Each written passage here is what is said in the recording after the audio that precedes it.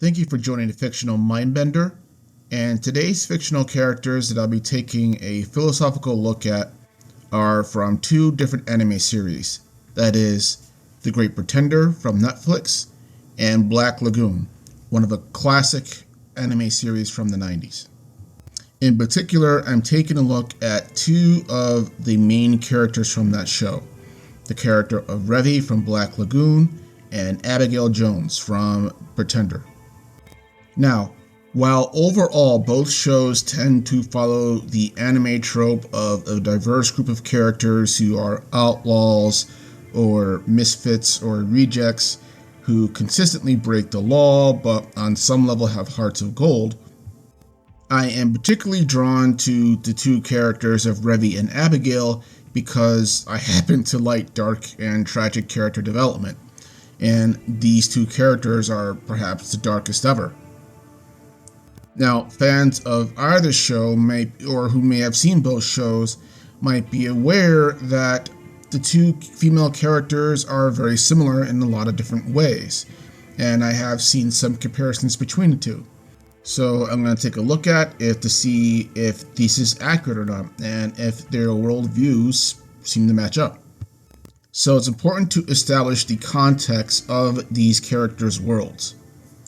Now, in The Great Pretender, Abby is part of a con group, and this con group is made of a diverse mix of characters. And they sort of forcibly pick up a new recruit from Japan named Edamura. And Edamura is basically a low-level con man who tends to think of himself as a high-level con man. But he's kind of drawn into the group's antics, and he quickly starts to form a type of relationship with Abigail. Now, Abigail comes off as something of a chameleon. She basically takes on the various different hats and roles that the con requires of her and seems to play any of them flawlessly. That being said, though, she's also somewhat of a cold character, and initially is very irritated by Edamura and flat out tells him that the group's motto is, if you can't keep up, you get left behind. Later on, we learn that her backstory is that she was an Iraqi refugee whose parents were killed during the American invasion in 2003, and after that she joins a militia in which to fight them. However, her militia is wiped out, and she also too is nearly killed, but survives and somehow makes her way to New York City, where she is recruited by Laurent, who is the leader of the con group, the Confidence Men team. Now, even though Abby finds Edamura annoying and just doesn't like him, she is oftentimes forced to work with him because the con happens to demand it. And because of the situation and the tense cons that they get into, she eventually starts to warm up to him in her own way. So that by the series end, at least as far as Netflix currently goes right now, because I don't know if they're going to do a third season or not, they become very, very close, even though nothing romantic has happened as of yet, at least overtly. Now, Revy from Black Lagoon is a character who is also of, I guess you could say, non-traditional American heritage, in that she's a half Chinese, half American girl who was born and raised in New York City. And she comes from a tragic and abusive home where her father was drunk all the time, and that she got in trouble with the law quite a lot, to the point where she was actually sexually assaulted by a police officer. Sometime after that, I believe she kills her father, and she, at some point later on, is picked up by the Black Lagoon team, who smuggles things for other people that are illegal, and she moves out to a criminal island in the South Pacific. Now, time goes by, and at some point, they end up capturing a Japanese businessman who is named Rock, or at least he's called to be named Rock. And like with Abigail and Edamura, her relationship with Rock is initially very, very tenuous, while at the same time she immediately tends to attach herself to him and proceeds to threaten anyone who seems to make moves on him as well for some odd reason. Now, because Rock grew up in Japan and he was a businessman, he sees things through the lens of movies and idolism, two aspects which annoy Revy to no end, and which often lead to them bumping heads, to the point where at one point she threatens to kill him, and then later on actually tries to when they get into an open argument, at which point Rock then basically dares her to, which leads to Revy breaking down and actually confessing to Rock what's actually going on in her mind and her own insecurities. And eventually they kind of work things out. They're both picked up by the cops for causing a ruckus, and they share what's called by fans the cigarette kiss, where they both share a cigarette together while in the back of the car. And this is like the one shown intimate moment between the two. Because after that point, everyone in the island and in their group tends to just assume that they are together, even though there is no other outward signs of any kind of romantic affection in the traditional sense. Basically meaning that, they're not seen kissing or hugging or no indication that they've had sex, even though Rock is usually at her apartment all times, where she's barely clothed. And that the manga actually starts to imply that, they are actually together, but everything is happening off screen. But regardless, the whole thing begins very tenuously, and it's not that hard for them to both break out into an argument. So on the one hand, you have that one particular similarity, that you have two attractive women who start to get involved, or seems like they get involved, with a Japanese person that comes into their group. Other than that, they share another commonality in that they're both very athletic, and they're both very physically capable in terms of other skills that they have. So, it's easy to see why people would start to make that comparison. However, on a deeper look of both characters and their actions, I concluded that philosophically both women are actually very, very different, and I'll explain why.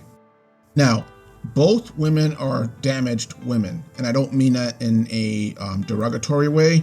I mean that in a sense of that they have elements of PTSD, but they both handle it differently, so to speak. Revy's past turns her into a borderline hyper-violent sociopath, basically. And while her relationships in the Lagoon company usually keep those tendencies in check, it does occasionally slip out where she just goes total psycho, to the point where her boss, Dutch, calls it going Walt Whitman. Revy's perspective on life is pretty dark, seeing herself as one of the quote-unquote walking dead. Her inner pain and hopelessness tends to translate into an outward hostility to the world and those who seem to prosper in it, or who have good lives on the other side of the tracks. But if you just met her in a bar, you would never get that impression, because she just looks like some sort of hot drunk chick who's pretty tough and you don't want to mess with her. But having said that, Revy is emotionally crippled in a way that is not seen. She doesn't know how to process her pain into active communication unless it's literally drawn out of her, or she's really pressed on it, which is what Rock does. And when it comes to romantic or sexual relationships, she has no idea how to communicate that, other than maybe doing a BSDM show at a strip club or something like that. But beyond that, if it's any kind of emotional depth or anything like that, which is what seems to happen with Rock, she doesn't know how to communicate that other than basically physical threats and kind of being a little bit clingy, honestly.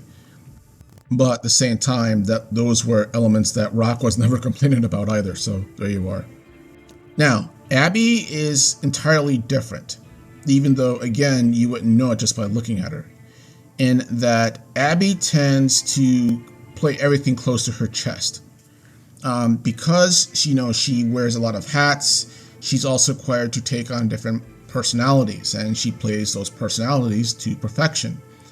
But having said that, when she's not on a con, she seems almost kind of emotionless and almost kind of, I guess you could say, sociopathic in her own way as well. She doesn't lose her temper very easily, but when she does, she goes complete apeshit. But that being said, Abby is not socially awkward, but at the same time, she doesn't have a filter either when it comes to her opinions, and she annoyingly tends to share them quite freely. So Abby is a woman who can literally give zero fucks. So all that being said, she doesn't wear her own pain and PTSD on her sleeve, but at the same time, she is still very much aware of that. And if you do happen to get into her inner circle, she does eventually open up about that or elements of that, such as she does with Laurent, with Edamura, and with an American veteran turned ace racer, who she almost kills. And speaking of almost kills, one of the other major elements where her PTSD comes out, is she seems to have a major hard-on to kill veterans, especially American veterans, presumably because of the history that they have in Iraq and the loss of her parents. Other ways this tends to come out is that even though she emotionally doesn't show anything, she's also shown being quite reckless. She does boxing, she does dirt biking, she does activities that could get her killed. And as Laurent says about her when asked by Edamura about this, he says that she's looking to die. Despite all that, though, she isn't as violent as Revy. And in that sense, she doesn't just kill anyone because she feels like it or they happen to piss her off, whereas Revy would. But this is despite the fact that she too has killed in her own past, so it's not like she's, alien to that. The other area where these two women are different is in their different skill sets. That being that, as I just said, Abby tends to have a lot of different skill sets because she needs them in order to perform different cons, as well as take on the personalities to pull off the con. So she has to be a different person and be that different person to perfection. There can't be any slip-ups in terms of personality, action, or movement. That being said, Revy's skill set is much more limited, and it's also much more violent. As she says when she gets into a fight with Rock, all she knows how to do is basically kill people. She does have some other abilities such as scuba diving and whatnot, but either way, all of them are attached to violence in one way or another. And she doesn't know how to do anything else, and that's how crippled she is because when it comes to the possibility of learning other skills, at least early on, she thinks it's impossible or it's just not worth her time. So essentially, one woman is fully aware of her own personal issues and has taken on different coping mechanisms to deal with that, while the other woman just tries not to deal with that unless she absolutely has to, and if she does have to, she loses almost complete control. Now, the other area in which they are different is in their male relationships, in that, as I said before, both women have a relationship of some sort with the lead men in their lives, i.e. being Rock and Edamura. Now, the differences here are that, as I said earlier, that Revy has never openly come out and told Rock about any feelings that she has, or on screen anyway, in both the show and the manga, made any advances on him to show any sexual interest. As I said before, there are implications and hints that it might have gone that far, such as when one of Revy's friends questions whether or not she's actually slept with Rock after a mission in Japan, to which Revy kind of sheepishly tries to shrug it off and doesn't answer the question. But overall, there's no indication outwardly that, hey, I'm into you. That being said, Abigail's relationship with Edamura is different in the sense that she is not as reckless or awkward about it. Again, when it starts out, she just doesn't like him. And it's only after Edamura tends to start helping her to balance out her mentality and starts giving her, hope in terms of letting go of the past and moving on with life and just being able to forgive yourself, that she starts to kind of even out. And once she starts taking on these aspects that Edamura has taught her, she then returns the favor when Edamura himself gets into a situation where he finds out that Laurent's been lying to him and that he is considering betraying the group and everything. And Abby is fully aware of this, to the point where she actually visits him in Japan. And even though she keeps her distance from him, she says in an emotional, vulnerable way that, there was a person who taught me to forgive myself and just do what I have to do. To which she's implying that was Edamura who taught her that. And after that, when the show series ends on Netflix, the last shot of them basically is that while he's in Japan helping out an old neighbor, he gets a picture sent to her from Abby of her on the top of a cliffside. I guess she went mountain climbing in the desert somewhere in like America, and just give him the bird. And while it's cute and everything, it's worth noting that she actually took the time to contact Edamura just to flick him off, rather than just kind of do her business and leave it at that.